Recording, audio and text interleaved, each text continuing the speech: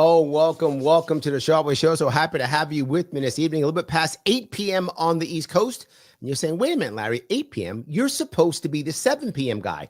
True, I am, but today I am not. Today, I am the 8 p.m. guy. Why? Because it isn't Sharpe Show. Can't you read? At the bottom, it doesn't say it, does it? What's it say? It says the Sharpe Club, which is the special Sharpe Show, which I do every once in a while, which adds other people other than me on the show. And I know you're saying to yourself, but Larry, we love you because you're so damn good looking. True again. You guys are right yet again. That's true. However, even I have to sometimes put other people on the show. I have to. I can't keep giving you my good looks for the same price. I just can't do it. It's not fair to the market. So I got to bring other people on, but also something else. It's an interesting topic.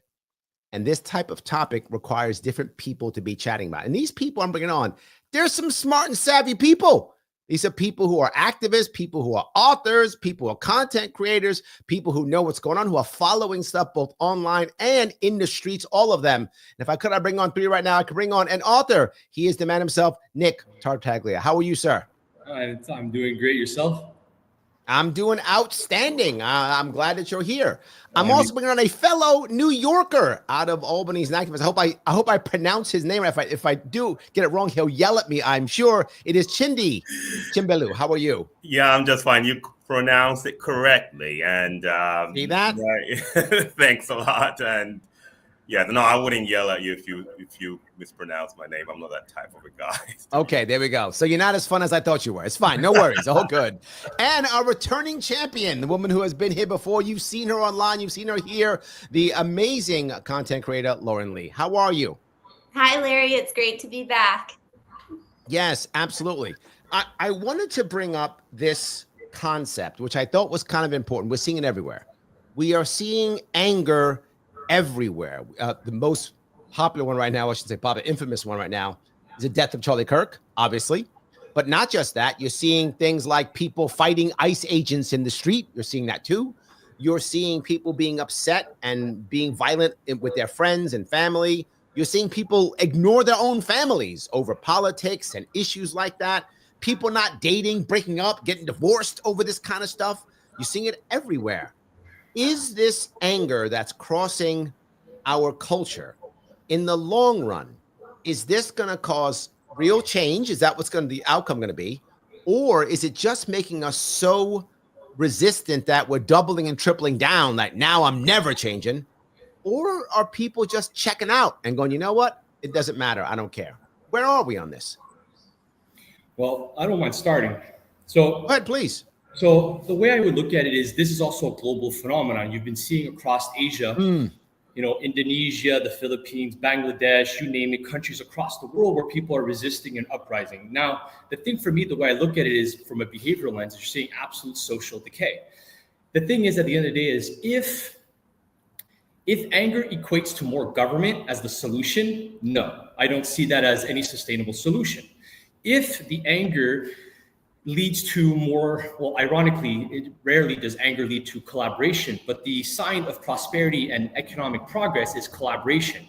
The issue with the current condition of the global economies, global cultures, is there's so much decay in collaboration that you can't have a prosperous economy when it requires collaboration, not anger and fighting within a culture. But does anger then, let me give you pushback on this. And does anger, can it create collaboration? Here's my example. The Cold War. In the Cold War, you've got the Soviet Union and America fighting each other, right? But within those two groups, you did have a lot of collaboration within America and within the Soviet Union, the bloc, to try to compete and to create things that they thought would work, right? So could it still create it? So in that scenario, you're looking at in the scenario where collaboration becomes an outcome of an external force, an external enemy. Yep. But in this scenario, the enemy of America is the internal culture. It's its own enemy right now. So the Okay. external forces in itself are not the biggest threat to America. The greatest threat to America is its own social decay, which as a byproduct is leading to uncertainty for America in the global position as the pillar of the global economy. Okay, but let me push back again. People aren't saying that. What they're saying is it's the outsider, right? It's the immigrant, it's the Muslims, it's the communists, it's the right, whatever. It's the people out there, it's the Russians, it's the Chinese, right? They are saying, and when I say they, let me tell you who they is. They is our political elites. That's who they is. They is our political elites. They are saying that it's not inside, Nick. They're telling us that it's outside. Always, but they always need an external force or external threat or external emergency to kind of camouflage or hide the problems that almost oftentimes are a result of government intervention. In itself is the cause of much of these problems. So then here, let's make someone else the enemy because, well, don't look at us. Okay. Chindi, go ahead. You have something to say, go. So for me, I see it differently. I think society does go into conflicts every now and then. If you look at the 60s, for example, and even part of the 70s with the Vietnam War, you saw that there was a lot of conflict in society. I mean, the 60s had a lot of assassinations and a lot, and it was, and those assassinations, sadly, the one involving, was it Robert Kennedy or something, where political assassinations. And so these things were happening even in the 60s. I think we need to breathe a little bit and realize that conflict is inevitable in the society where you have different groups of people. And we need to learn to manage conflict rather than trying to think that it's going to lead, this anger is going to lead. But Chindi, how do I do that when I've been told that the other person is evil, right? How do I right, work with you when I've been told, oh, Chindi's evil. You can't talk to that guy. You talk to that guy and you're basically evil too, right? I remember a couple years ago, someone told me a story and I was saying I would talk to anybody. And he goes, Larry, that's not a good idea. I said, why? He said, if you see a guy on a table talking with 5 Nazis, that's a table full of 6 Nazis. And I went, that's literally not true. And the example I give is Daryl Davis, who many of you know, who is a black musician out of Massachusetts. And he goes and he literally hangs out with Klansmen and turns them. Now, anyone who goes, well, that's another Klansman, that guy's pretty dumb. So I think that's not the case. However, to push back, people are saying that constantly. That is true, and it's, especially, I'll speak from my side, the left-wing side, as it's been said a lot. It's like don't talk to that person.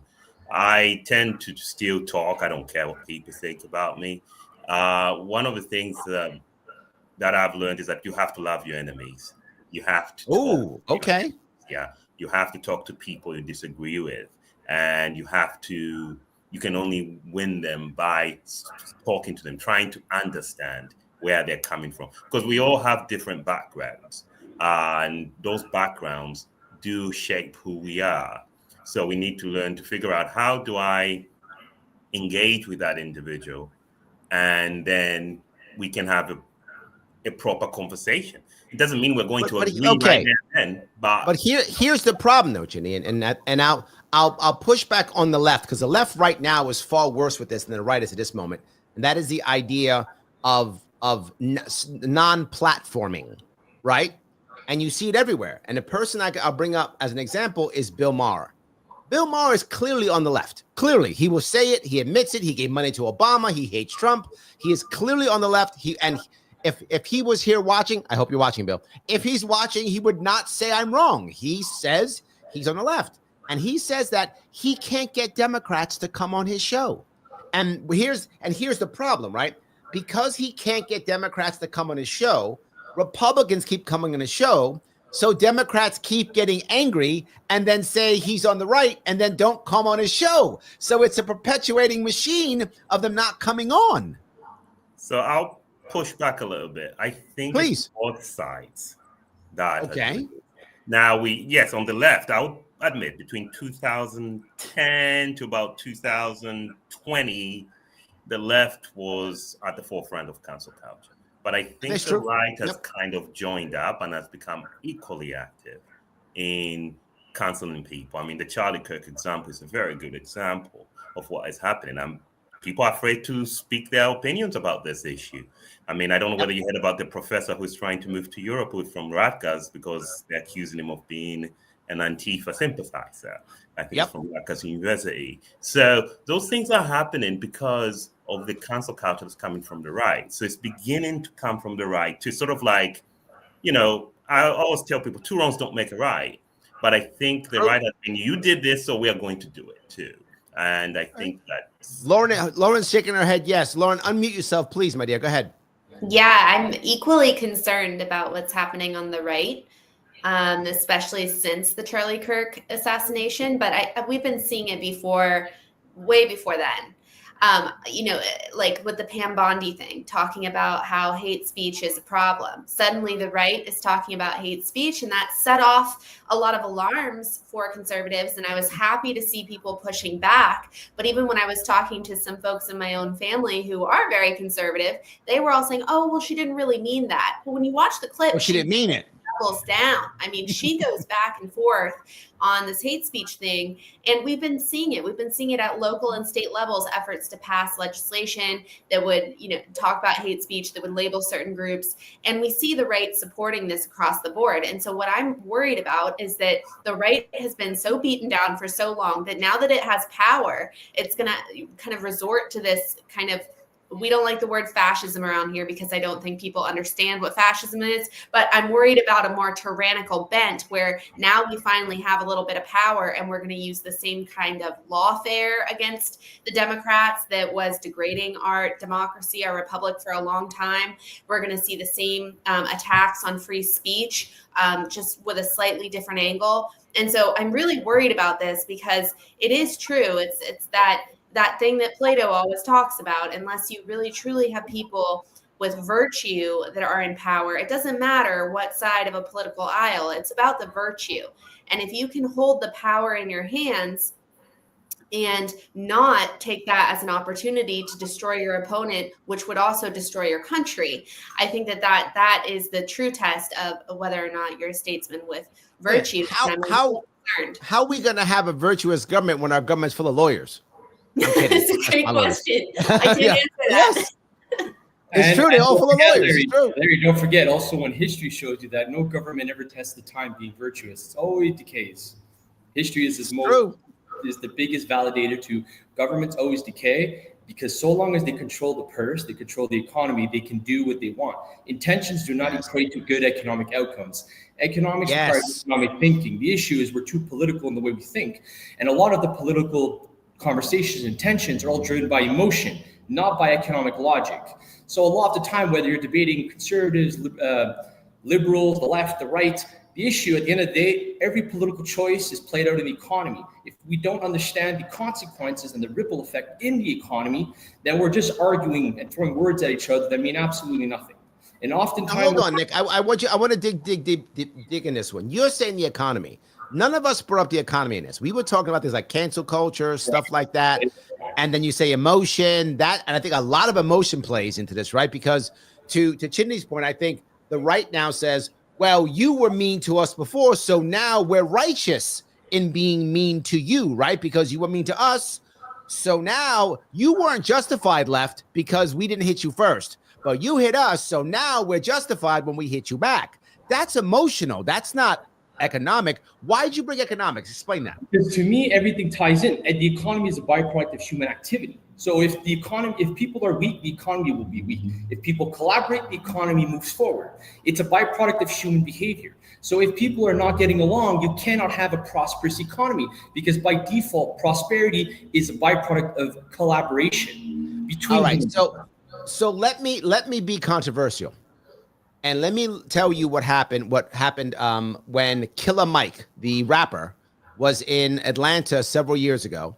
He said he wanted to because he cares a lot about, he's about black businesses, a very important thing in his world, right? He said he's going to go to Atlanta, which is a heavily black city. If you don't know that, it's a heavily black city. He said, I want to live in Atlanta for, I think it was 30 days, whatever he said, 7 days, whatever, and only use black businesses. And in Atlanta, he couldn't do it. In Atlanta, right? He couldn't do it in Atlanta. I'm not talking, Moose Jaw, Saskatchewan. I'm talking Atlanta, and he couldn't do it. And what he said was, and I'm not advocating for this, I'm just saying what he said. He said there was an advantage to segregation. He said at segregation, you had to have black businesses because you couldn't go to the white ones. So you had to have black lawyers because you couldn't use white lawyers. You had to have black shoemakers because you couldn't use white shoemakers, right? You had to have black businesses because you couldn't use white ones. In this case, Nick, he's saying the opposite of you. He's saying segregation actually created internal cooperation and a bigger economy, which is why a lot of people thought this is why the government bombed the, Black Wall Street and all those places, right? I mean, I think there's some pushback here. So what I would say is that's a micro perspective of how the economy works. The economy goes beyond individual. It goes beyond the local community. It goes beyond a country. It goes beyond. It's a global phenomenon that changes with centuries. Monetary system change, global economies change, trade changes. Everything changes on a global economy. You can do what you want at a local level to reinforce your business. But the moment you can no longer adapt and trade in the way the rest of the global economies adapt, then you die. You die like everything else. And that's why oftentimes you need intervention from the government to subsidize those failed microeconomies because they don't know how to adapt to the rest of the world. They want to live in a vacuum. So Chindi, go ahead. I have a viewpoint which is different. Now, I do like the libertarian viewpoint of small government. Because it's the right one. Thank you very much. No, we'll get it. But because I love Switzerland, and Switzerland has this canton system. I like the idea of small governments in terms of instead of a federal government, a large, huge government, you have smaller community governments helping to run things, sort of like a city state, sort of like, That's better. If I have a choice, if I'm going to choose governments, I'd rather have more localized governments if I could choose. I agree. So that's what I kind of advocate for personally. That's where I would agree with the libertarian. I don't go as far as saying that it should be completely individualized, but I do say that there should be local. It should be as localized as possible, not federal. The federal government should be more involved in, major security and protection of individual rights and something. But other than that, they shouldn't be majorly, most of the budget, 15 to 35% of my taxes should not be going to the federal government. It should be going to a local economy. That's how I see it personally. And I love that idea. That's my. So to kind of play off of what you're saying, the issue nowadays, the fact is that as we decay, let's tie it back to the culture and the economy. As the economy decays, the socioeconomic metrics decay, as people and culture decays, government becomes the subsidizing force that creates the illusion that the economy or the culture is doing better than it truly is. So as we get smaller, government gets bigger because it leverages our weakness to reinforce its position in the economy and the marketplace. So it's funny you say that, Nick. I always say the same thing. I say when you add government, you remove community. Correct. Right? You're delegating. It's like charity, right? It's the argument of charity. You say, well, guess what? Government will be charitable for us. So what you're saying is, I am not moral myself. I will have someone else take from someone to be moral on my behalf. Then at no point did you yourself do anything to be moral. You're just advocating for theft and then hiding it as morality. Morality comes from you making your own choices and making your own actions. So morality or the charitable level. Let me touch that piece. I was chatting with Kim Iverson the other day, and she said she had a friend who is Swedish. And she said, Sweden has a lot of great, governmental programs, things like that. It has a lot of good government programs. But he said, her friend said this, people don't care about each other in Sweden. That because the government takes care of everything, no one, there's no charity. Like, people don't help each other. It's not a thing. It's not a thing in Sweden. I'm like, oh. And I get it. This might, to your point, Nick, as we put more and more government, people say, why should I do anything? But remember that old story about the woman in Queens who was stabbed and everyone saw her, but no one called the cops. Someone thought someone's going to call the cops. Whatevs, right? And they always thought someone else will take care of it because that's why I pay my taxes. If the individual or if the individuals of a society do not reinforce moral actions, government in itself will never do it because it doesn't do that. So my issue. All right, but let me go ahead, Chindi, go. Yeah. So my issue with that is that individuals, I don't believe that all individuals are generally perfect. I think yeah. And so what we have to realize is that we have to take this with a lot of nuance. I mean, individuals discriminate, individuals do all sorts of crazy stuff. So we have to be a little bit like, I think there is a function of government, but I do think that sometimes the government does overstep. I do agree with you, but where I disagree is that to say that, oh yeah, if we have the individual, then we will solve most of the problems. Hold on. I want to be clear on this. Yeah. Libertarianism is not about selfishness. Libertarianism is not about the individual. Libertarianism is about volunteerism, which means, I'll give you a perfect example. The Amish are libertarian. It is a volunteer society. You decide to join the Amish or you can leave.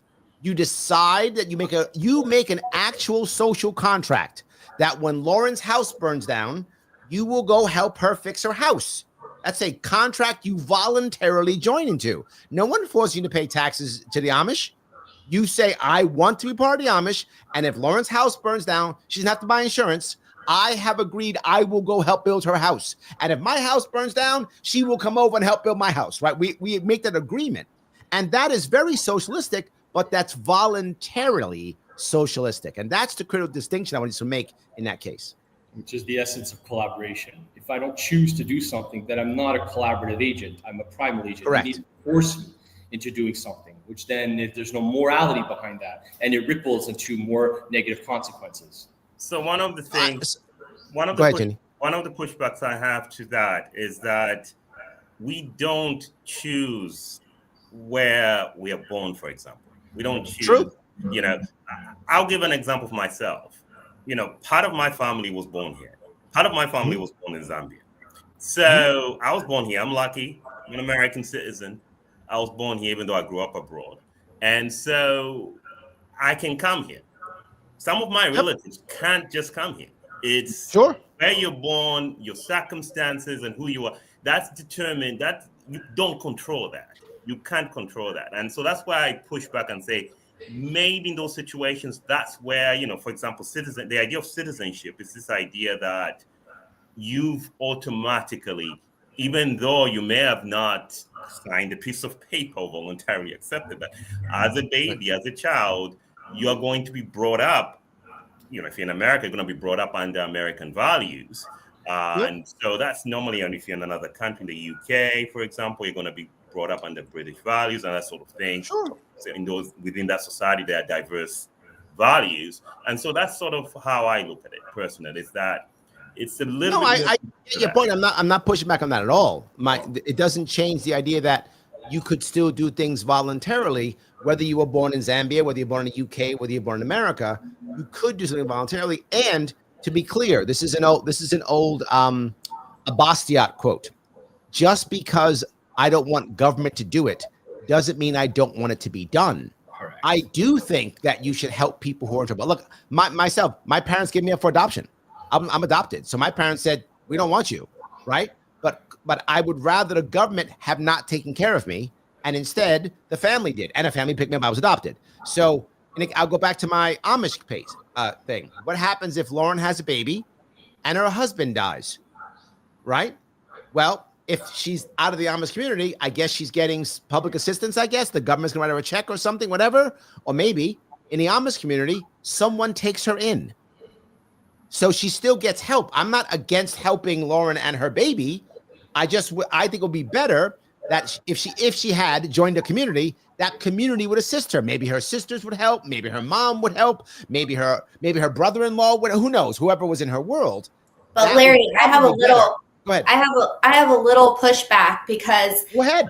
I'm feeling like I'm agreeing with a lot of the libertarian fundamentals in theory. As okay, we so should. I don't necessarily define myself as a libertarian, but I'm agreeing with a lot of what's being said here. In practice, though, I'm seeing a frustration, and especially if we're talking about anger, and anger that in practicality, how this government is functioning right now is not just removing our agency in terms of like things that we could easily vote to replace on a state and local level where we can improve our lives. I think what my generation, and I'm kind of right in between Gen Z and millennials, we're feeling like we are sending billions and billions of dollars to every other country in the world. Yes. And they're getting their lives completely paid for. They're getting the birth assistance. They're getting monthly, universal basic income, things that I wouldn't even necessarily advocate or demand as a citizen of this country. But it makes us so furious to see this happening everywhere else. Well, we can't even afford to pay our student loans. And so I think for me, the conversation about welfare and all of these different things, and the further our country decays, to Nick's point, the more I almost kind of see the whole conversation being on the back burner, and more so just asking, why are we facilitating welfare to the rest of the world? And then we can have, once that's cut off, then I think you can have a real policy debate. Because as far as I'm concerned right now, and I'll just be devil's advocate for a moment, I think every individual, if we are sending billions out there, and I say this as someone who's very fiscally conservative, if we are sending billions to everyone else in the world, we should at least be taking care of some basic things for Americans, like healthcare. We should at least have a basic bottom line. But if we truly want to be libertarian and true conservatives, shouldn't we cut off all of this money where we're supporting welfare to everyone else but our own citizens? No, and look, this is a common, and when people who are more socialist, like, by the way, the famous Zoran Mamdani is literally my assemblyman, right? When he says things like we should give free buses, a valid pushback is, you got money for this, you got money for that, you got money for other thing. Why don't you have money for my bus? You're right. It's a valid argument. If I got money I could send over to Ukraine or Gaza or whatever, I could send money over there. Why can't you give me free buses? You're right. It's a valid argument. I wish I could push back. I would like to have better answers for everything, of course. But Lauren, I think you've hit it in the nose. If we have enough money to give bailouts to banks and we have enough money to fund this and fund that, well, then why can't I get free healthcare? Well, it makes sense. I think it's a theoretical versus like a practical conversation here, because, and we're not even talking about things like buses. I think we're talking about even more basic things, like the fact that our healthcare system is so messed up that when a woman does want to go in to give birth at a hospital now, she's going to be charged minimum $15,000. So, it's these life things that I think we have to consider. And we really need to kind of look at I feel like the bigger conversation is, what is that force that is trying to turn left versus right versus left, and get us to fight so much that we are not even paying attention to where the real fiscal drain is happening, which is forever wars, on and on and on, the military-industrial complex, basically deep state versus all the people. And the deep state doesn't care if you're left or right, if you're socialist or conservative. Really what they want is to keep that money flowing out of this country and into corporations, foreign governments, etc. And so I almost feel like that is the real crux, but we get so distracted sometimes with the left versus right. And I wish if more people kind of understood that, they could start.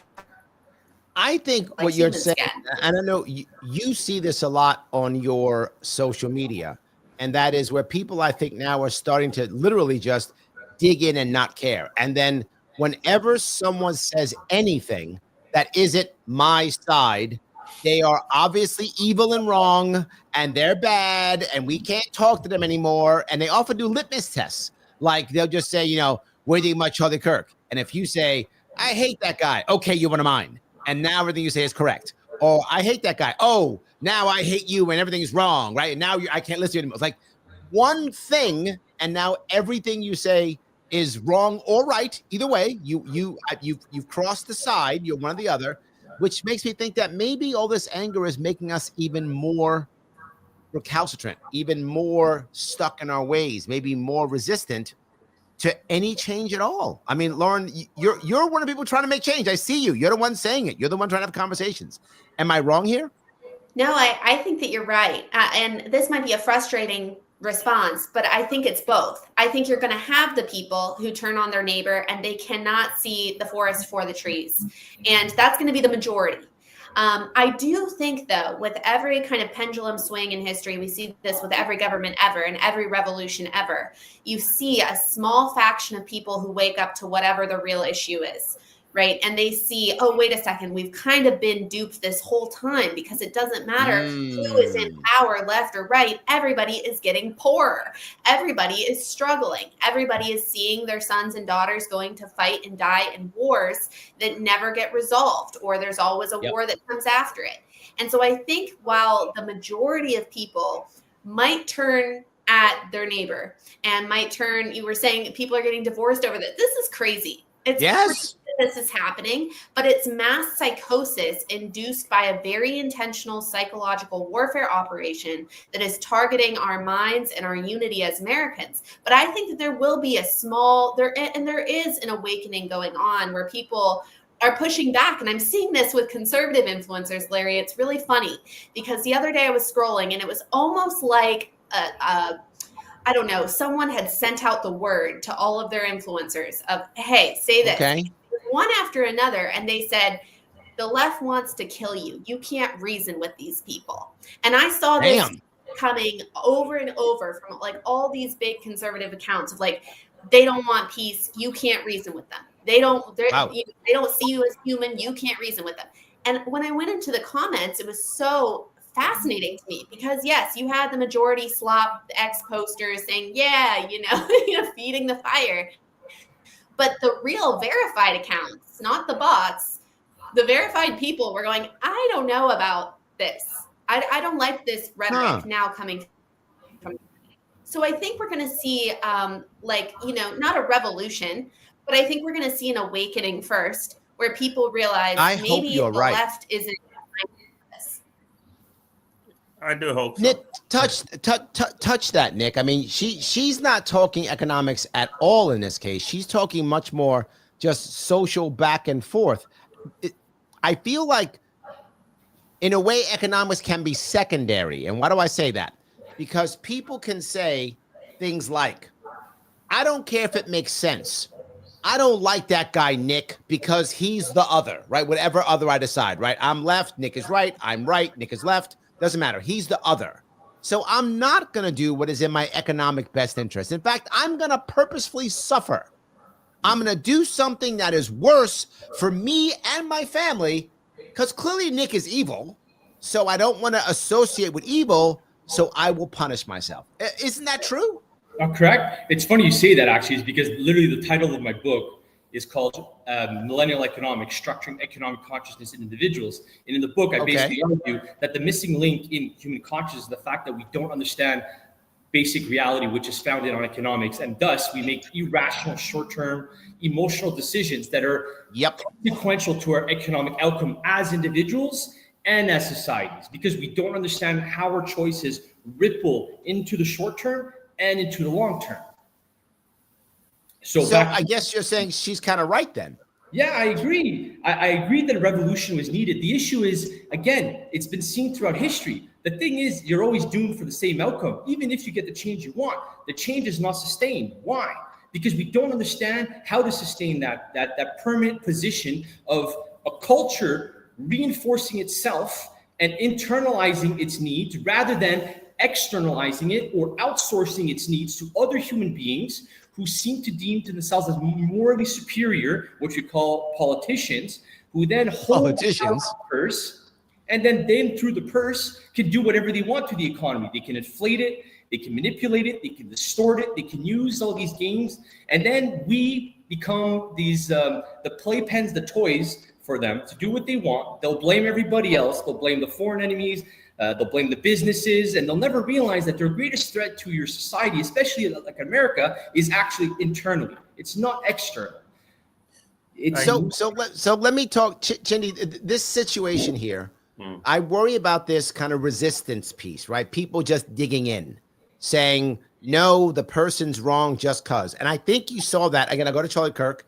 This was a piece with Charlie Kirk. You saw so many people on the left believe what anyone said about Charlie Kirk, whether they ever heard of him or not. They never heard the guy, right? Oh, he's a bigot or whatever. And whether you think he's a bigot or not, I'm saying these are people who never heard of him. So they don't know if he's a bigot or not. Because some talking head said he is. Now they're doing TikTok dances that he's dead. I mean, it seems like they're just digging in. Am I wrong here? Yeah, you're right. I've seen the videos of that. I've seen some of the videos even on Facebook and TikTok, yes, of people who were celebrating, which is horrible. You're not supposed to celebrate anybody. Sure. It's absolutely horrible. But, I do think that part of the reason is there's been the language, when it comes from the top, it comes from the leaders. Okay. We are so polarized, partially because our leaders are so polarized. If you're rude to each other, that's going to transfer within society. So if you're calling each other names, for example, being disrespectful rather than listening to ideas, being emotional, that's not going to work. And so, we need to be, I would say we need to be level-headed, or we may end up being like Zimbabwe, which is a neighbor of my original country, Zambia, and actually I have cousins in Zimbabwe too. And Zimbabwe went from being the breadbasket of Africa to being now one of the poorest countries in the world because someone hated white people. And they were so mad about colonialism. And they said, you know what? We don't like you guys, so we're going to take your farms. We don't care whether we give it to incompetent people who've never farmed before. We're going to take it away. And then we got what we got. And now Zimbabwe is where it is. And this happens when you create polarization. That started with the leadership. The leadership. I see. Zimbabwe, I'll mention him, Mugabe's and Mugabe, I remember. Robert Mugabe. They started this. They started this hatred. Instead of just saying, look, we need the white farmers for our economy. We need them. I know I can't stand them, but we need them. Sure. This is what Nick is saying. They should have made the more rational choice. Exactly. That even though they had an emotional, we don't like the white guys because they colonized us. That's emotional. I mean, based on truth, obviously, but it's an emotional feeling, right? Yeah. And they took that emotion instead of going, you know what? They can still feed us though. So maybe we should have made a deal. I think you're right. Let me grab a couple comments if I could. Kim says, anger and rage is causing all kinds of problems, and both sides just continue to instigate it. Grow up, America. I'll give pushback on this piece. I think, Lauren, this is your piece, and kind of maybe Chindi also. The leaders actually, I don't think are fighting. I think they're happy that we're fighting. Right? I think it's almost like they're watching us fight, so they can just keep taking the stuff. Right? They love it. They absolutely love it. They want us to be fighting. And I cannot help. And I will, again, I'm just supposed to be devil's advocate tonight, Larry. I don't know what's gotten into me. But okay, I like it. I think that the right needs to do more self-reflection. I say as a member of more of the right-leaning side, right? During the Charlie Kirk Memorial, right, when you had a very obvious attempt to rally kind of the Christian nationalists, the people on the right.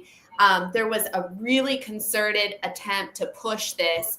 You had the president of the United States and you had multiple political leaders on stage saying, I hate my enemies. I won't forgive my enemies. And Erica can forgive her husband's murderer, but we won't. We fight at dawn type of rhetoric, which, you kind of, it's tongue in cheek when it's Donald Trump, but it wasn't just him. It was nearly every person who stood on that stage. And now we see in our algorithms, we see so many, commentators and influencers on the right who have a really similar, almost militant tone, getting us further into this fight. And so you have to wonder, okay, what interest is this truly serving?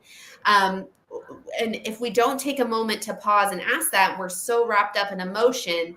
I think we are at risk for doing the same exact thing that the left has done unsuccessfully for many, many years, which is why the entire Democrat Party has ultimately fallen apart. But now, so she's saying you're wrong, Nick, because she's saying she's talking about the algorithms, and the algorithms say keep you in that bubble, stay in that bubble, keep doom scrolling, make me my money, so I can still keep doom scrolling. And once I see, kill all the bad guys, I just keep seeing kill all the bad guys. I keep seeing it. And I keep scrolling. So see, Nick, you're bad. You're a bad guy, Nick. It's true. The algos cannot do what is not already present in the individual. If the individuals are weak and the culture is weak, then everything else will continue to make it worse. It's a byproduct of strength, because going back to what but hold on now. Chindi's saying, and this is Chindi's point. Yes, that may be true, but your culture does matter, right? Do your parents raise you to where you're on an iPad when you're 2 days old, right? Do your parents are your parents non-existent and they let the computer raise you? Do they let TikTok raise you? If your parents let TikTok raise you, I'm not trying to be that guy, but that's kind of not your fault, right? What if your parents are so poor they both got to work, and then you're raised by the TV or whatever, right? I don't know. That's not the kid? That's not the kid's fault, is it? No. Well, okay. Well, the poor environment is a whole other argument, because you can look 100 years ago when everybody that came here, there was an immigrant that was poor, and look at the byproduct of the next generation they produced. It was one of the biggest booms in the world. All came from a poor people that moved to another part of the world that had absolutely nothing. There was no welfare. Nobody gave them nothing. They came to work and to participate in a new culture, a new society, and add value to it. Today, that's a whole other game. Nothing applies to that anymore. But poverty in itself is not going to equate to more poverty. It's just the state of being you're in, an economic state of being. The issue being, so what was the original point of Chindi? That again, I'm trying to type it. But what I'm saying here is, Lauren is saying, look, what's behind this as we go through these algorithms and we get stuck in our bubbles. And I'm saying, well, that's economic. That makes economic sense, right? For the TikToker, the people who own TikTok, people who own YouTube, makes total sense to keep you in that bubble. And Chindi's saying, look, and then you said, well, weak people, weak society. And Chindi's saying, yeah, but I'm born into my society. So if my society is weak, well, I'm screwed, right? If my society is strong, I guess I'm good. But what if I'm born into a weak society? So continuing on that point. So the thing with the left would be, well, because the society is weak, therefore we need more government. But the government itself is not the solution to a weak culture. The only thing that improves a weak culture is that individuals within the culture finding a way to improve themselves, evolve themselves, adapt themselves, learn, grow. And then as individuals themselves become more empowered and stronger, then the culture in itself becomes that. A culture, a society is made up of individuals. If the individuals of the society are weak, then the society will be weak. Nothing government does will ever change that. They can distort it through their metrics. This is why we play the games like the economy is doing well, even though we have absolute socioeconomic decay, because they'll use Keynesian metrics. GDP is going up. But what is fueling the growth of the GDP? More debt, more spending. Yep. But at the same time, you have socioeconomic decay. And they're using that as a validation for, look how well we're doing. It's a game. It's all a game of distortion, of the illusions, and we are participating in this game, and we don't understand how to filter these lenses they're throwing at us, because we don't understand the mechanics of what's going on. I want to chat with the audience for a second, guys. If you want to follow these people, if you like what they're doing, please follow them. I put their contact info in all of the show descriptions on Facebook, on YouTube, and on Rumble. But you can follow Lauren if you want to on X at She Is Lauren Lee. You can follow Nick on Instagram at Nic Tartaglia, and you can follow Chindi on YouTube at Secular Answers. So check these guys out, see what they're doing. Chindi, I know you are talking about people being born in certain places. I get it. I'm with you on that concept. But isn't there some truth to what Nick is saying? We've seen in the past that when immigrants have come to America, when there was no welfare state, and they exploded. I mean, people look at our current Supreme Court and say, why is it all Catholics and Jews? Why? And it's because what Nick said. The Catholics and Jews came to the country as poor immigrants, and their families pushed them on to education, and they became amazing lawyers. It's just true. They became amazing lawyers, and many of them went to the Supreme Court. And there was no welfare state when they came. Before, it was reinforced by the culture, not by any government, not by any politician. It was internally driven by the culture, by the parents, by the grandparents. Do this, work hard, understand the world, go out there, do something with yourself. Not go beg government. Government will do this for you. At no point was that ever the conversation. Man acts on behalf of himself and those around him. That it was what leads to prosperity.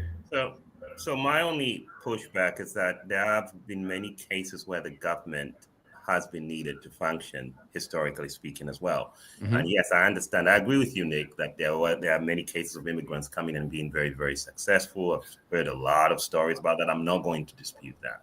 However, there's also cases where government has intervened. I mean, after the Second World War, the government became much, much larger than it was before. Yeah.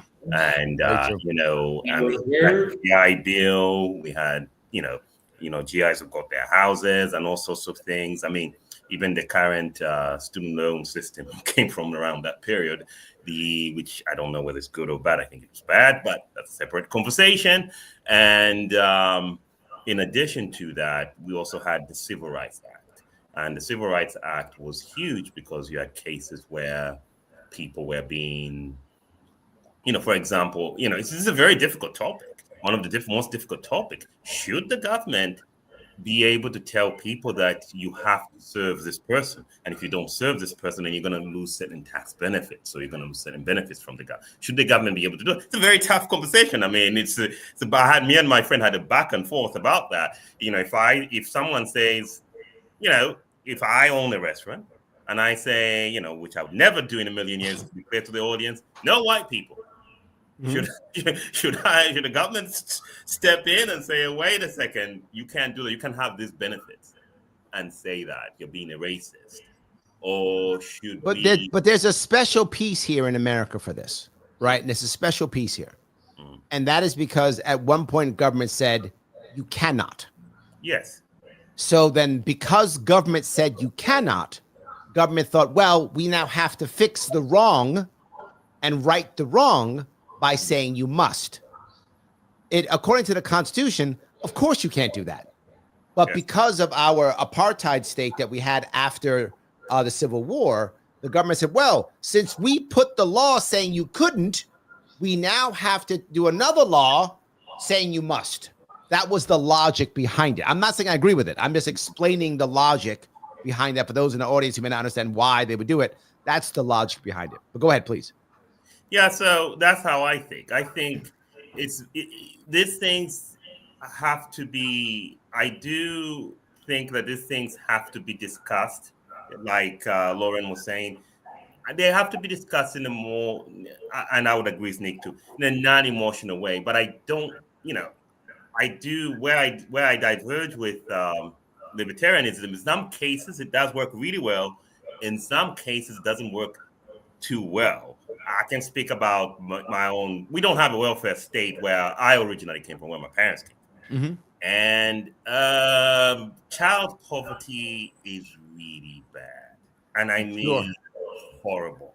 And so I would really, it would have been better if there was some sort of welfare system for these kids. And I'm not talking about adults, whatever, but welfare system for them. So that's how I look at it. But can I push back on that fast? Don't forget, those kids, to get that welfare would come at the cost of other people being further impoverished to sustain those children. You can't justify morality through immorality. That's the issue that we tend to have as libertarians, is you're justifying immoral behaviors through the act of immoral behaviors to justify a moral act. You can't. There's a dichotomy would be that you've benefited, and this is where the left-wing part of it comes in. You've benefited from a system in the past that existed that favored your ancestors and my ancestors too. I had parents who are upper middle class who had a pretty good life, so who worked. My dad even worked in the UN and stuff like that, and so I had a pretty okay life. So much so that I was born here in the US rather than in Zambia. But I would say I benefited from my past. I'll talk about myself because I don't want to talk about another person. I don't know your background, Nick, and I don't know anybody else's background, maybe except for Larry. Larry's because I read about it when he was standing for governor, but I don't know anybody else's. And so I think that in my background, the fact that I benefit from that, and the benefit came from the fact that my father was able to get a scholarship because he was very smart from the government and to come to the United States and study here. And then I was born here and my brother was born here as well. And that's what made who I am. It's because of what happened. And then there's some other kid who didn't get that same benefit, who is in Zambia too. I think that if I was living in Zambia, and I don't, I would pay a little bit extra taxes to help that kid out. I think I would. But why not? I get that point completely. I want to grab a couple comments if I could. Rick says, eons of merit are consumed in a moment of anger. The Shantadiva. I think that's exactly what you're talking about, Lauren. People getting angry and then everything they've done is now gone. Now it's all gone because they got pissed off. I think that's very true. Absolutely. So the anger piece, I think, makes okay, I guess I got to go back on this. There's a part of us, and Lauren, you see this on your social media all the time. There's a part of us that actually likes the anger. We like the blood sport because it makes us feel like we're winning. So if I'm on the right and now my guy on the right, he's owning the libs, all of a sudden I feel good. If I'm on the left and all of a sudden, he beat that Trumpster up, I feel good, right? Even though I didn't solve a problem, nothing got better. I wasn't even there. I didn't even win the argument. Like, I just watched somebody else own the other, and I feel good, and I want to keep watching. And now I'm mad at Lauren because Lauren's not cheering hard enough. She's got to cheer harder. So now I'm mad at her too. Oh, it's crazy, isn't it? But I think that there's a new wave of independent journalists that are rising up who don't necessarily buy into the whole left versus right debate. And it used to be in the past, and I call it the Tommy Lauren era. Hopefully she never hears this and doesn't come after me. But this is what I call it, because I remember when I was first entering the world of political commentary, the girls that were getting really popular very quickly were these women that were extremely loud and extremely crass, swore a lot, and they were very angry girls. And I remember thinking, I'm never going to do well in this field because this is simply not my personality. But I think now what we're seeing is so much fatigue, especially in the younger generation. I think we're actually going to see a wave of moderates come up probably in the next decade or so after this comes to a head, because people are really tired, and young people are tired. Not only can we not afford rent and we can't afford groceries, but everyone's yelling at each other all the time. And I think that there's going to be this next wave that comes up of more moderate, independent voices, particularly independents, getting a little bit more louder to be the reasonable voices in the room. And something that confirms that is that my biggest pieces of content that I've ever done, just had a piece of content get 100,000 likes the other day because it was something positive and uplifting. I've never seen in my entire career numbers like that. And yet now, when you contribute something positive as opposed to just attacking the left, people are so hungry for that, and they want some hope. They want something to look to that isn't just doom and gloom 24/7, hate your neighbor, hate this person. And, reserving the anger for the real forces that are impoverishing us, for the deep state actors that none of us know their names. Let's be honest. If they have real power, none of us know their names. And so if we can reserve that anger and direct it appropriately and stop, just throwing it over to the other side, I think there's going to be some journalists that really define an entire era. And it's going to change media forever. But I'm already seeing that starting to happen. I see what you're saying with Mamdani here in New York. A lot of people are angry at Mamdani, like, oh my God, he's a socialist. The world's going to end. Oh my God, right? And what bothers me is I don't mind them being mad at because he's a socialist, whatever. I mean, I don't care. But I'm saying at least that's a political argument. But they've also done things like attack him because he's Muslim or attack him because he's African. You know, that's the wrong reason to attack him, right? He's running for a political office. If he was running for Pope, attack him because he's Muslim. I got that. He's running for Pope. He's not running for Pope, right? He's running for mayor. So attack him on his politics, right? Attack him on his politics, right? I don't. That's backfiring. Fine. It's backfiring. It is, and that's my point. Yes. Yeah, the people that are attacking Mumdani right now, they're kind of putting themselves in this boomer category of people that are old and racist and out of touch, and it's firing up these younger people who would be moderates, but the only people that are speaking to the younger generation are these radical individuals who somehow just appear much more reasonable because the boomers are over here calling everybody, names, and it's kind of turning us all off. So we're more willing to vote for the socialists than for the people that we're perceiving to be racist. So it's really interesting how that works. And it's gonna come to a head at a certain point. And I think the old school is going to realize they cannot attack people like this anymore because the younger generation has been terminally online since the day we were born. And we know how to suss things out. We're just not falling for it anymore. Well, here's my... Oh, go ahead, Chindi, go. I would say that I also think our political system, the two-party system, is what created this polarization as well. And, I'll have to confess this. I really, when the governorship came, when you campaigned, I was hoping for like a competition, a three-way competition, but it can't happen. Yes. Because we are so, there's a system that's gerrymandering. There's all sorts of systems in place that make it difficult for any party to come in other than the two-party system. I know. And I can't stand that.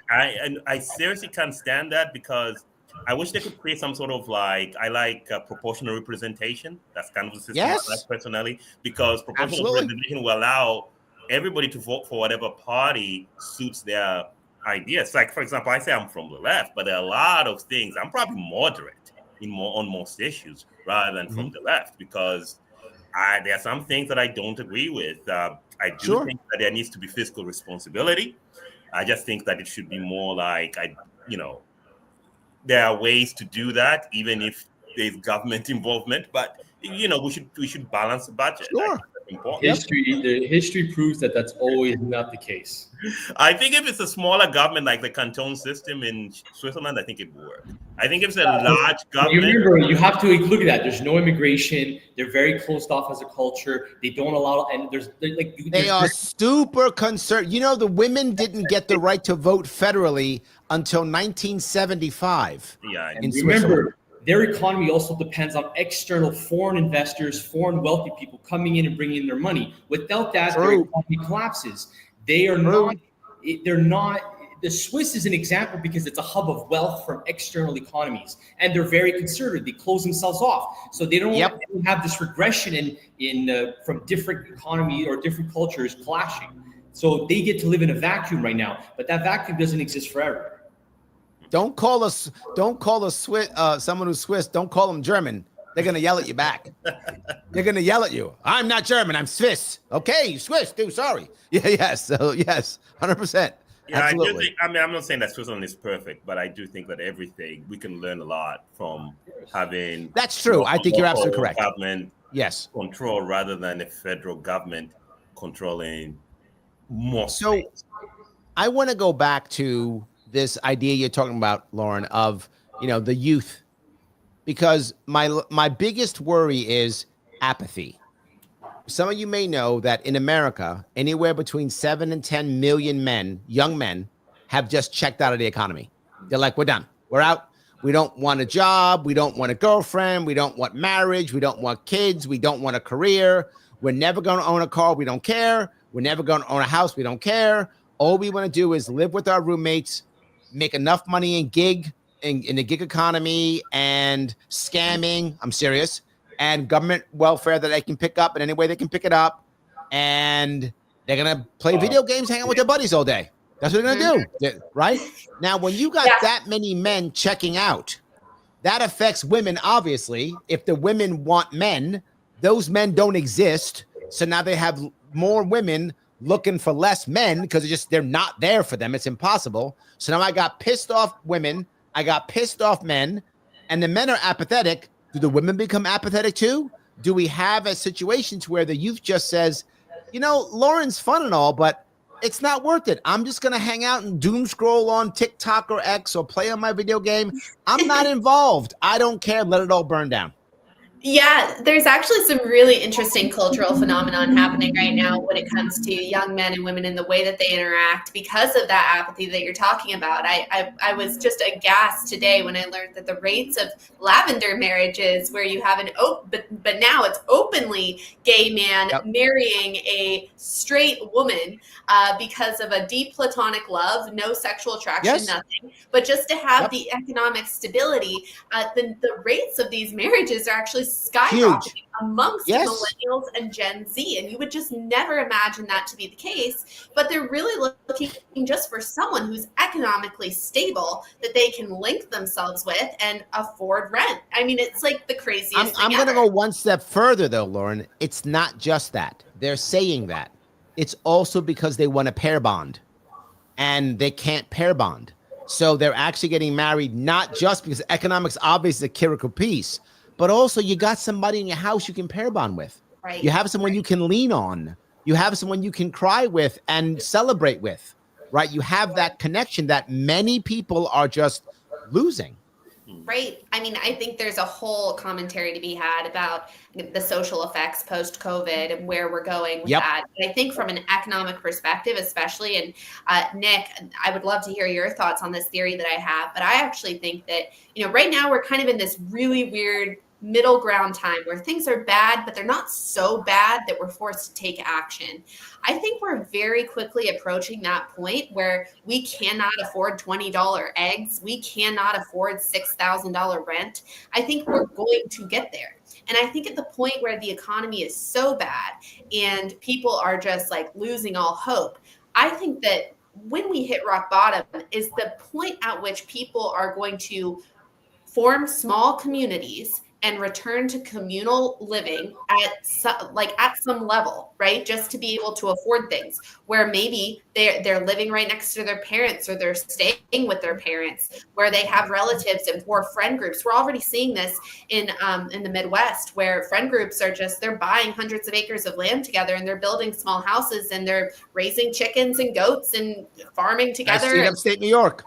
It's awesome. I mean, that's awesome to see because I think that is, like to Nick, your point, I mean, that is something that's such an individual. I'm going to take personal responsibility to fix this with my community, the people closest in my life. I think we're going to see a pretty big wave of that, but I don't think it's so bad yet that people are willing to have those life-changing decisions, because that is a massive lifestyle change. It's going to require a lot of young people to leave the cities, to get out of these teeny tiny boxes where they never leave and they're on the internet all day. I mean, massive lifestyle change. So we have to see some pretty big things happen before that point. But I think we're on our way. And if God forbid another war happens, that might be what does it. I think so. I agree with a lot of those points. I think that what we're looking for is a crisis, another crisis that drives people to economically conclude that there is no way to survive at an individual level, that collaboration within a commune of sort or a local commune is the only way out. The issue is, I don't think it'll be war. I think it'll be a financial crisis the next stage. Because we're getting to that point. I don't think war is what we think it'll be anymore, like it was the last couple of decades. I think conflict is more geopolitically and economically driven in different ways than it was before, because now you can really poke at each other economically. You can manipulate things. You can play a lot of those games. Like with all the debt in America, there's a lot of ways China can really set up America to become its own worst enemy in the next decade, because of the fact that America is playing this game that they are the most powerful in the world. And when you're on your high horse, you forget that you can fall off your high horse like every other tire. So I think financial crisis is going to be the biggest crisis that America will face, that will drive what I think you're talking about more so than war, because war in itself doesn't force people to have to work at a commune level. Financial crisis does. And I think that's the next stage that can be leveraged. So I agree with a lot of your points. All right, so guys, I'm going to ask you, the audience, if you want your comment to go to the front. I know I'm behind on comments, guys. I'm always behind on comments when we do Sharpe Club. I always am. If you want to get to the front, you can always super chat me on YouTube if you want to, or rant me on Rumble if you want to. Either one of those are great. But no matter what you do me a favor, follow these amazing people who are giving us this time. They're giving us good conversation and good back and forth. Please follow Lauren on X at She Is Lauren Lee. Follow Nick on Instagram at Nick. And if you're listening, it's NIC, not NICK, NIC, TARTAGLIA. And also please follow Chindi on YouTube at Secular Answers. So Chindi, we've been yapping back and forth about this. I mean, where do you stand on this idea? Are you worried about this apathy piece that we're talking about? I think apathy is a serious problem. I am worried about it because we don't know what's going to happen. But I'm more hopeful that crises in the past that we'll be able to overcome it. We had crises in the 70s. You know, there were a lot of crises. Though, you know, one of the oil crisis. I wasn't born yet, but it was, you know. But I feel, Chindi, and here's my worry. In the past, when we had crisis, I think in America at least, people tended to take action. Like there's a problem, let's go do something. There's a issue, I'm gonna go work harder, or I'm gonna go get a law passed, or I'm gonna go do something. My worry is a problem happens and nobody cares. And here's my example now. Some of us don't know this. The government's officially shut down right now. Yes. And nobody seems to care. If this was a couple years ago, I mean, their hair's on fire. Oh my God, the government shut down. The world's ending. Their hair is on fire. And now it's like, yeah, not just that. We've been bombing countries. We like bombed Iran. People are like, yeah, whatever. We just bombed Iran. Like we didn't care that we bombed Iran. That was like a thing we just do. We just bomb countries now. That's it. We bailed out Argentina. Yes. We just bailed out Argentina. We said, you know what? We're going to write them a check for $20 billion. And Lauren is correct. Why don't I get my damn free buses? We got $20 billion for Argentina. I want a free bus, damn it. So I feel like I worry that this level of apathy is different. If I'm wrong, tell me, but that's my worry. It's understandable. The worries are understandable, but I do think that, you know, there will come a point. It may not be now, but at some point in the future where the crisis hits us enough that we have to take action. That's what I think will happen. I'm more hopeful than most people are. I don't think that we're going to fall into situations, you know, if it gets to $6,000 rent, I think there's going to be I live in New York City. It's already $6,000 rent. You know, my hope is that, you know, there will be solutions, because I do think that some of the things that libertarians say about, for example, housing, you know, I've done a lot of investigations on housing. In fact, that was one of my topics that I focused on at the beginning, was housing. You know, how there's too many regulations in terms of where you can build housing. And, you know, I think in New York, they have the Historical Society in New York that makes it very difficult to build anywhere. Very bad. Yes. You know, which is, to me, it's called landmarking. That's what it's called. Landmarking. Yes. That's ridiculous. That's ridiculous. And absolutely. I'm hoping that maybe if we have a crisis, that will force us to change, to find solutions to bigger problems like that. The issue. So let me grab, if I could, 1 second, Nick. I want to grab this. This is over on Rumble. Phil, thanks for $1. He goes, the chat is quieter than normal. The panel is too smart and too good looking. True. That's absolutely true. So good looking, smart Nick, please speak. So what I was going to say was, the solution is something that nobody wants to accept. It's deflation. We need to accept, if people want prices to come down, the solution is deflationary spiral. Our boom has been too big for too long. That is scary, Nick. What are you doing? I'm about to jump out the window. Don't do this to me. So the issue with deflation is people are too scared of it. If you look at the boomers, the older generation, their housing market implies a fall in the housing market. The boomers, it's the last thing they want. The government, it's the last thing they want. How much taxes are generated from the housing market that keep the prices up high? During COVID, what was one of the things they did when they closed the economy and they collapsed interest rates? They performed QE. QE is called quantitative easing. Yep. The central bank came into the economy, subsidized the financial markets to keep it afloat, which allowed the rich to leverage their sustained assets, supported, to refinance their assets at a lower interest rates, go back into the market and continue to buy up assets. This whole trickle effect of rich getting richer is a byproduct of government intervention subsidizing the market. The only solution to lower prices and allowing the next generation to come in and purchase assets is a deflationary spiral, which is a big bust through this big boom that's been going on for over 50 years. QE started in 2008 in the financial crisis. That's when Volcker came in and decided to inflate financial assets and protect it. What did we do? During what they did in the span of 3 years during the 2008 crisis of QE, they did during COVID in less than a year. And that's how, and every cycle they do this, they intervene, the money printing, the subsidies get larger and larger. We keep evading our problems and creating a mask around it. It's like an individual. If you don't accept what's going on internally and you keep masking these problems, eventually it implodes. This is what's happening across global economies, is we keep hiding from these problems and subsidizing them and creating a mask around it, that eventually these big booms lead to massive implosions. And this is something Ludwig von Mises talks about at the Austrian School of Economics. He talks about most major busts are a byproduct of major booms caused by government intervention. The market can't sustain itself if you allow it to do what it does. It will learn and self-correct. But when you can perform QE, you can manipulate interest rates, you can inflate the money supply, you will distort the marketplace and financial assets. The answer is deflation, but people are too afraid of deflation right now because it means— I'm agreeing with you. You already made me scared. I don't like you no more, Nick. You made me scared just saying that. It is scary, particularly if you got assets. I don't want to hear that. I got assets. I don't want to hear that. I'm kidding. So yes. Let me grab a couple comments if I could. Minor Threat says, agree, so many libs/Dems don't ever engage in debate in good faith.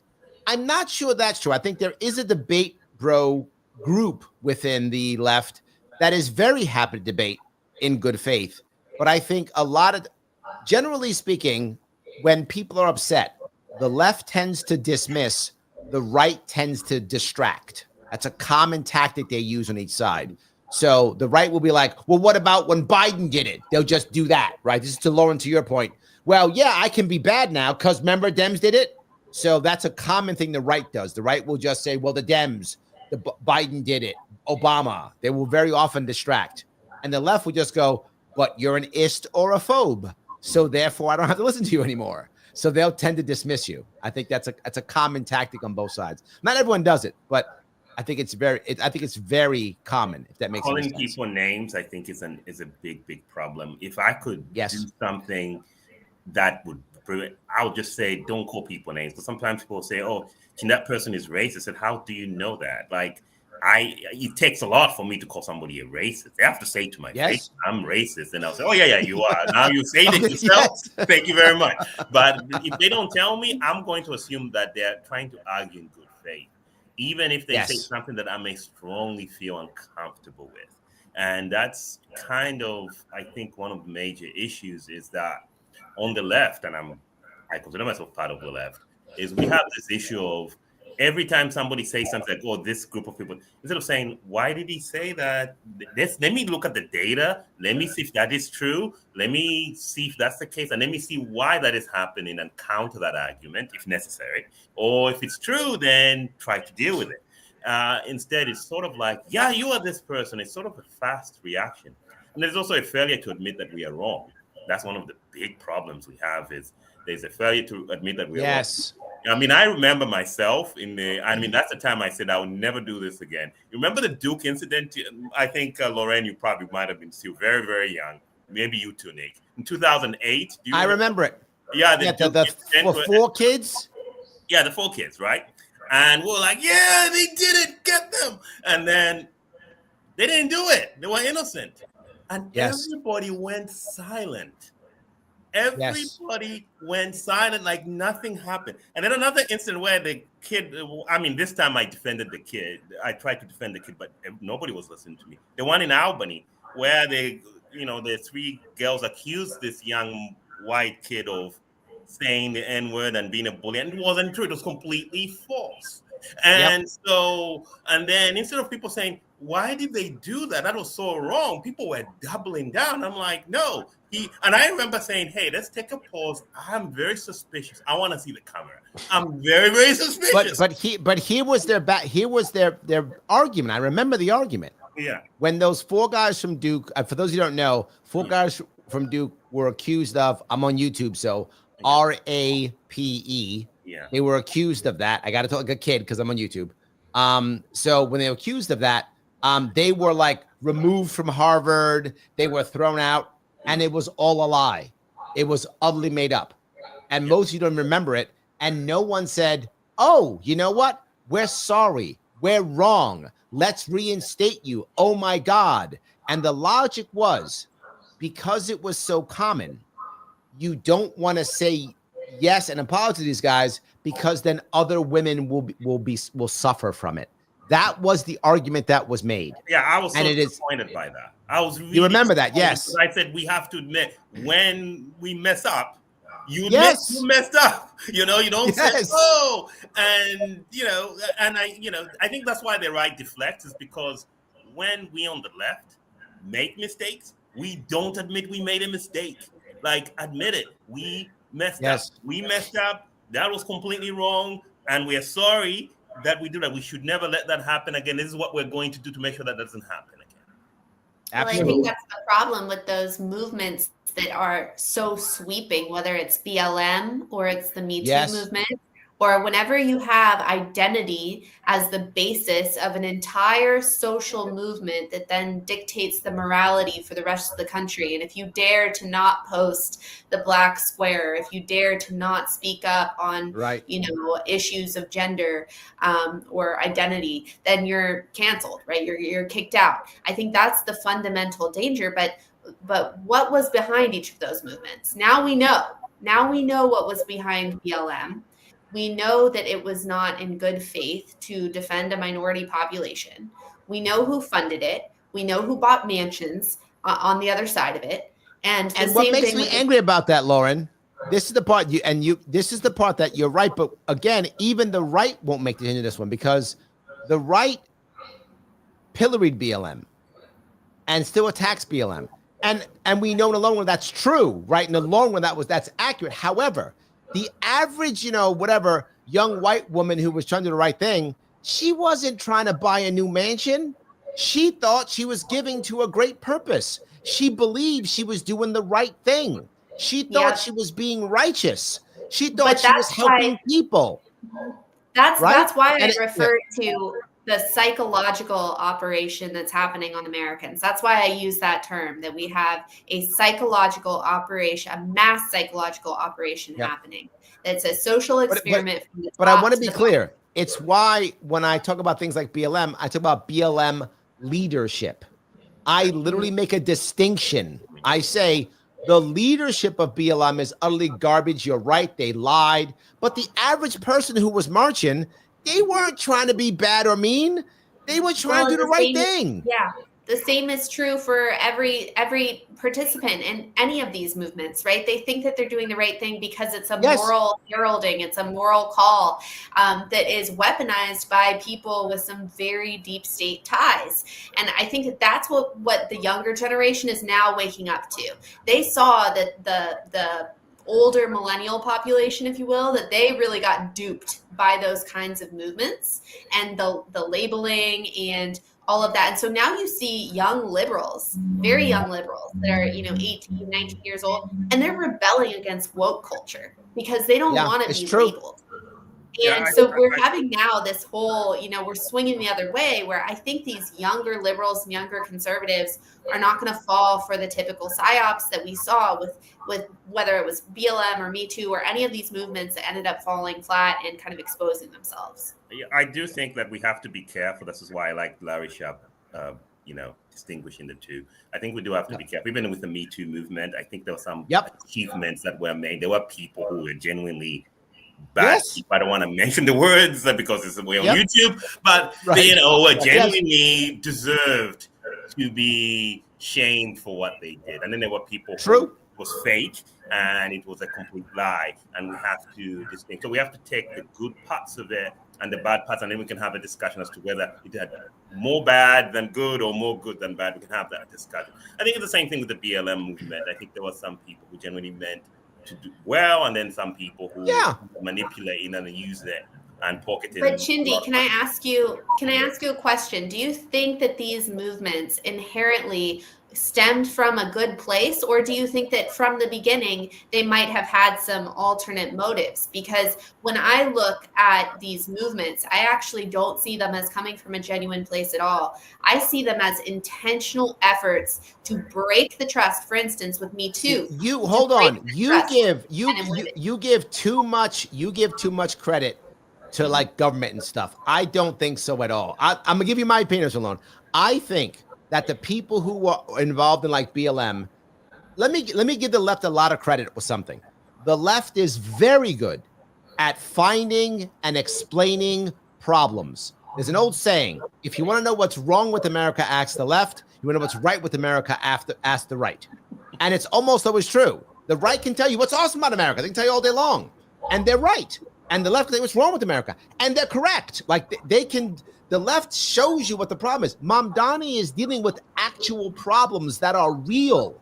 I think his solutions are wrong, but they're real problems. I think BLM is look, Black Lives Matter is an issue, right? Black people getting killed is an issue. It's a concern, right? It's a concern.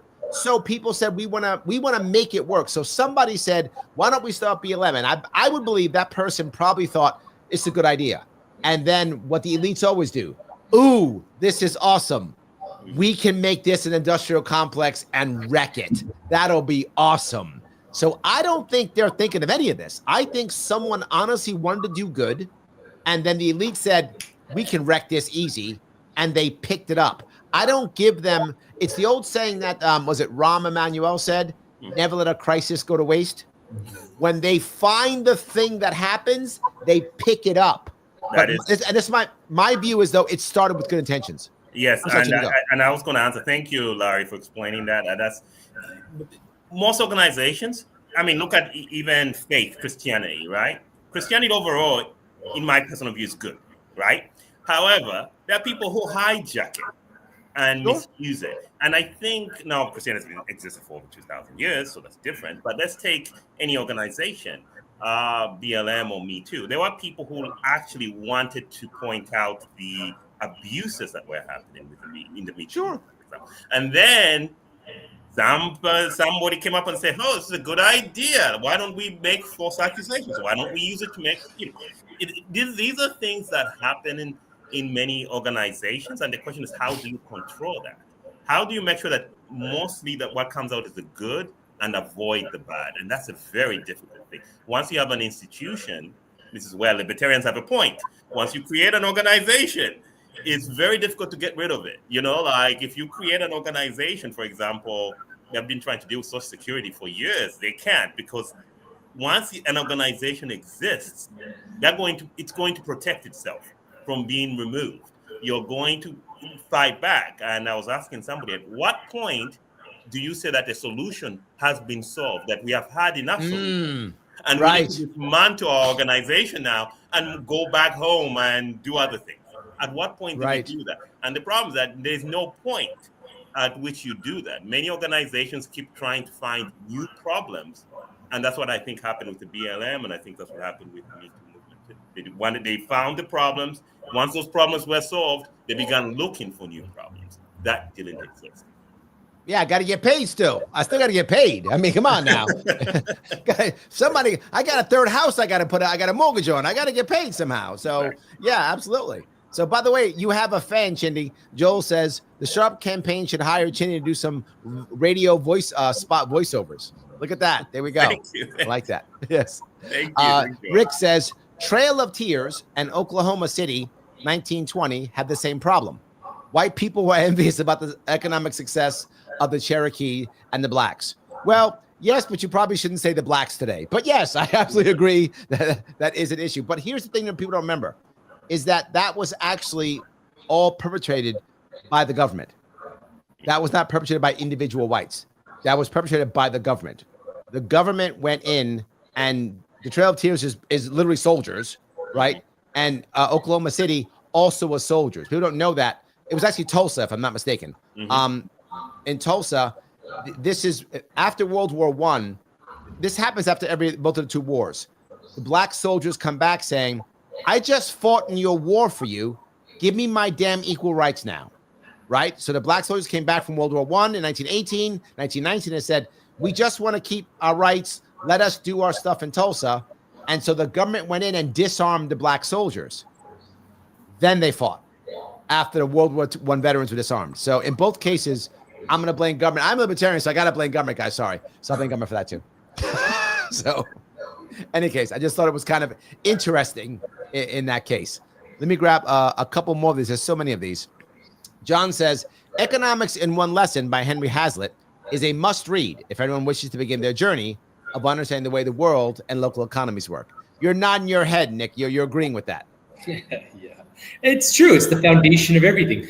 That's the point of why I write what I do and I talk to people, is because you need to understand that everything you do is a byproduct of economic activity. The laws are determined. Nature is determined by economic laws. Your actions are economic actions. You eat because of scarcity. That's an economic condition. You seek, like the Maslow's hierarchy of needs. It's all based on economics because of scarcity. These are all external conditions driven by economics. This is why he's referring to people in the Austrian school and Henry Hazlitt, is because economics changes the way you look at the world. It makes you understand dynamics, the mechanics of societies, how political choices are played out. If, like, a lot of times you can have a conversation with someone, and if you understand economics, you know that everything they're saying is just fluff. It's all emotional, all ambiguous nonsense that leads to absolutely nothing. It's just pure random arguments that solve absolutely nothing because it's too fixated on emotion. Emotions don't determine nothing in life. Nature is not the determining factor. But let me push back. This is one of the things that I know that Ben Shapiro always says. He goes, facts don't care about your feelings. And I would say the exact opposite is true. Feelings are super important. Feelings make up facts. Feelings ignore facts. Feelings change facts. I mean, emotions, we vote on emotions. We do stuff. We date on emotions. We do all types of emotions. Emotions are way more powerful than facts. I mean, facts don't have a chance against emotions. Emotions just make shit up. So I don't know. Oftentimes you'll notice that people that are short-term driven are more driven by emotion. People who are long-term driven or macro-driven or tend to be more rational-based and economically driven, because emotions can only win when you think short-term. If you think long-term, emotions cannot be the driving force behind your decisions. It wouldn't make sense. Got it. Well, Mike is a fan of yours, Lauren. He says, Lauren, tell them where they're wrong. So he's got your back. I must have one non-libertarian fan in the audience here. Awesome. There we go. Absolutely. Yes. You got a couple at least. There's something going on. So I think that's great. So We the People New York says local community. Yes, I agree completely. That is a great way of trying to make things happen if that's possible. I do like local community to the best of our ability. I know we can't always have it, but I think, again, as local as we can get is what I think. So yes. Rona says, the title of tonight's episode, question. I think anger is not causing any of that. I think those things are causing the anger. Oh, so, okay, to the reverse? Oh, this might have been for us. This might have been for somebody else. Might have been for, I'm sorry. Maybe I messed that one up. I'm sorry. So let me keep walking down this road if I can. People says, culture is beautiful. Art, music, the richness of life. We get to work together so we can relieve the people from such heavy burdens, so we can connect, create, and inspire. True. Isn't that wonderful? Oh, that's so nice. I absolutely agree with that. That's amazing. So, all right. Christina says, to be entirely honest, I just want to actually own a house or farm I buy, not be sunk by the purchase. This goes to your economics piece, Nick, doesn't it? Yeah. Well, she's talking about the cost of living. Again, who determines the money supply? Who produces inflation? Who puts all the taxes, the regulations? This is all government.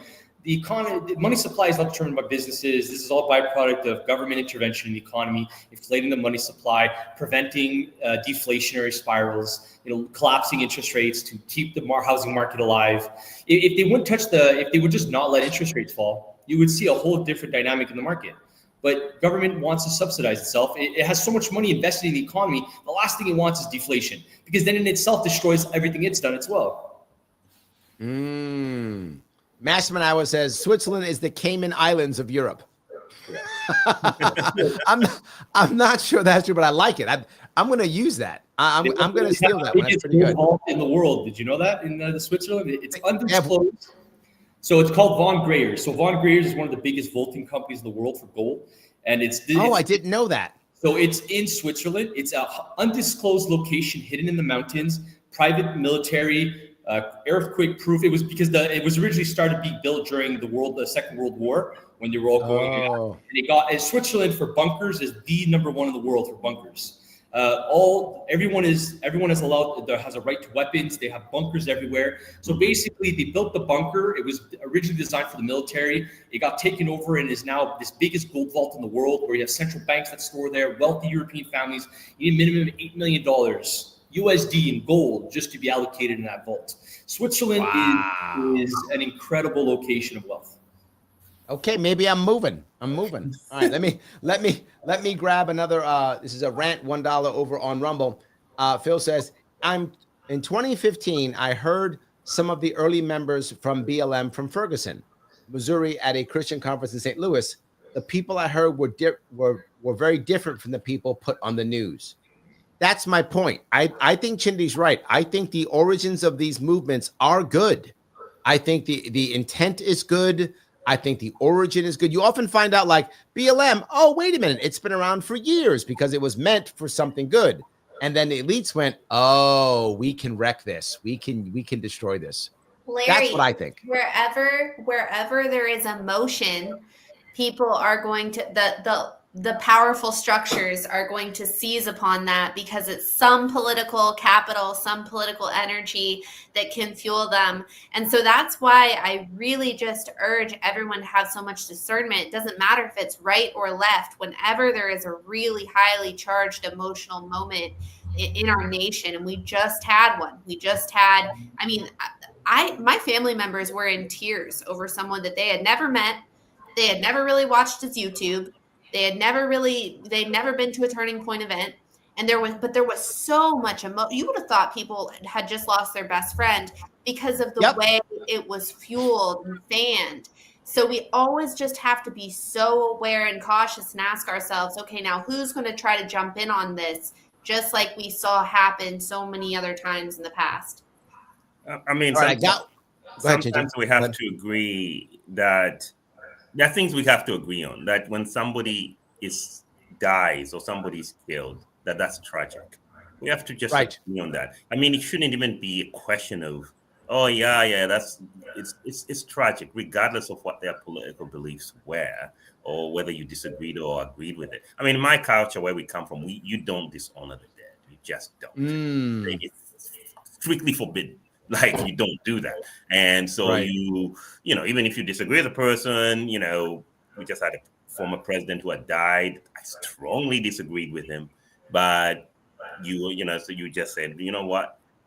It's, you know, he's deceased. Let's pay our respects, and then let's try to solve the present problems of our society. So I think that's how it could have been solved in this country, hopefully. Well, Nick, there's one for you. Guy Sue says, okay, even knowing that deflation is needed, how does everyday American navigate livelihood today in terms of finances? This is real in-your-face problem for many of us. The macro problems of the economy care little for the actual lives of everyday American citizens. True. Where a majority are in survival mode instead of thriving mode. Also true. How can we get into thriving instead of barely surviving, literally and figuratively speaking? Basically, Nick, solve all the economic problems of America. 30 seconds, go. There's so many ways to go about answering this. I don't even know where to start. The only thing to say is people have to start learning economics. People have to start understanding that sovereignty, in order to be a sovereign individual who's responsible for themselves, you need to learn finances, economics, how to take responsibility for your money, not delegate it to someone else, not have your pension become tied to government. Like you see across the world, in Germany, in France, in England, in America, people are talking about raising the pension age. Why? Because the pension system is a Ponzi scheme. It's a bunch of money in that doesn't exist anymore, that to pay out all these liabilities is impossible. So they need people to stay into the economy and work. People need to understand gold, silver, fiat systems, the monetary system, what central banks and Federal Reserve systems do. The only way to maneuver the system is by studying the system and understanding it. And then you can move out and evade it, or be flexible and adaptive in your lifestyle. If you're tied into debt, maybe don't own a home. Owning a home fixes you to one location. If you rent, you can adapt, you can move somewhere else. Paying rent means less taxes, means less liabilities, means you're not in the debt. You can adapt to whatever's thrown at you. You can move to another city, another state, another country, because you have. It's funny you say that. There's a lot of smart people now saying, don't buy a home. There's a lot of smart people now that if this was 20 years ago, everybody said buy a home, gotta buy a home. If you don't buy a home, you're stupid. What's wrong with you? You gotta buy a home. Now, I think you're right, Nick. Some people are like, you know what? Let's think about it before you do that. This may not be the best bet for you. I agree. The thing is, nobody wants to study the system, and everybody's fixated on seeking external solutions when the solution is study the system, understand it, and find alternative asset classes to get outside of the system. Why do you think gold has done so well? I'm a big gold investor and believer. It's done fantastic, and it's done that for 5,000 years for a purpose. So Mike says, Larry, the average BLM member, the average pro-Hamas supporter, etc., are pawns that virtue signal to be part of a crowd and fear being ostracized. It's a cult. He's got a point here, and the point I'm bringing up is there are a lot of people who are doing this because they think that virtue signaling is being helpful. They believe that virtue signaling allows them to do something. So I can't make real change, but I can fly a flag. That I can do. I can go protest. I can go, to your point, Lauren, I can put the black, square on my Twitter, right? I can do that. And people get mad at them and go, oh, this person's evil or dumb. And I'm thinking, no, it's someone who's trying to do something and feeling good about it. I mean, I don't think it does anything, but it does make them feel good. Correct. It's artificial. It's fluff. It's and my point is, if you give people more purpose, right? This is your point, Lauren. When it came to the lockdowns were so bad for so many reasons, and there would have never been massive protests if it wasn't for the lockdowns. We were all locked down. You had put people at that point, like, was it 3 months at that point?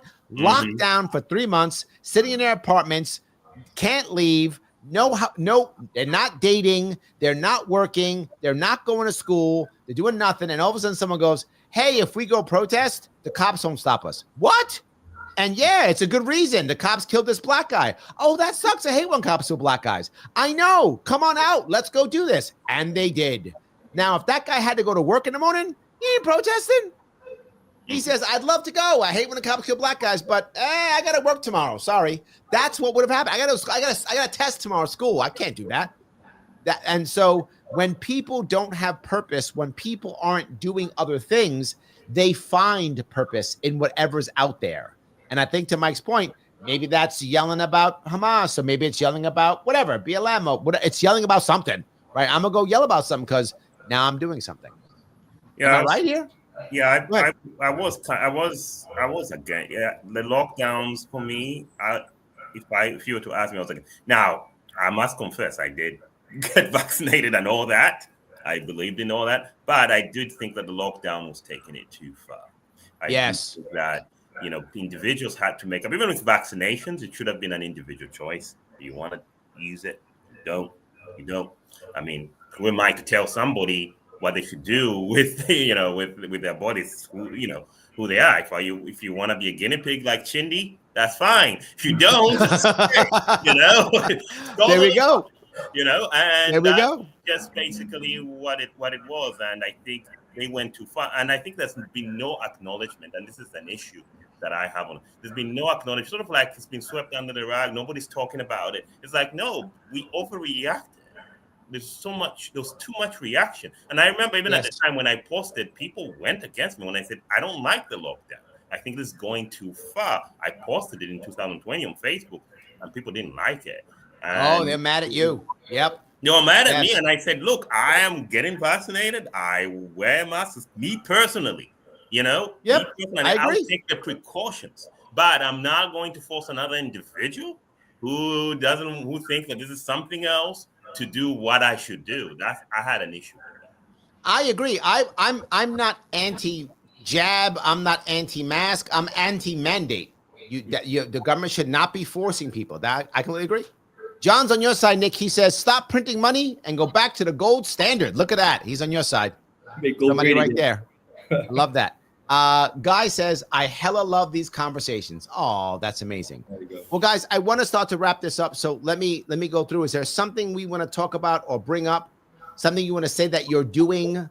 Something you want to let the audience know before we wrap this up? Anything special, Nick? You want to promote where to get your book or something? Whatever you like.